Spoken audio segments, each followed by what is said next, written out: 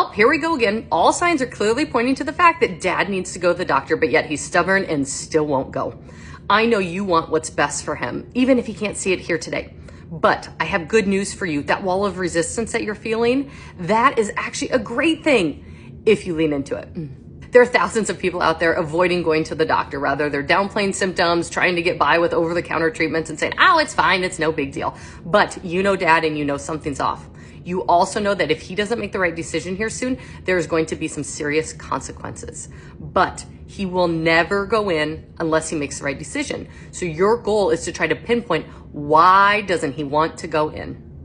Fortunately, there's some things you can try to help pull back the layers of why someone is doing what they're doing. And while this is never easy, here are 5 things that I have found the most helpful. Number 1, start with purpose. State what yours is and what you believe theirs is. Hey, dad, I know one of your goals is to be around for little Bobby's first baseball game, and I want that too. Number 2, be transparent in your emotions.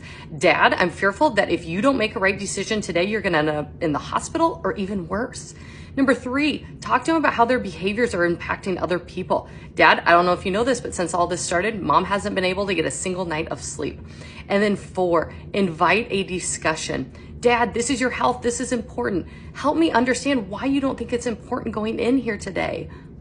The reason this works so well is because it doesn't demand an immediate change, but rather an open and transparent conversation about emotions and feelings that all underpin this outer layer of shell of behaviors. And what I found is when you get under there, you find some really surprising things. Like with one of my loved ones, stubborn, very clearly needed to go in, but he wouldn't. And I just thought it was because he was a man with an ego and didn't want to feel, weak and old and those sort of things. But what I actually found out is he is a primary caregiver for his partner, and that he was actually worried about who would be taking care of her when he was getting the care that he needed. Now, that was a completely different approach and completely surprised me, but we could have an honest conversation about how we could care for her and he get the care that he needs. So next time your loved one puts up this wall of resistance, don't see it as a barrier, but rather as an opportunity to more deeply understand your loved one, which is going to help you with so much more than just championing your healthcare, but their entire life and supporting them inside and out. And to me, that is just so incredibly powerful.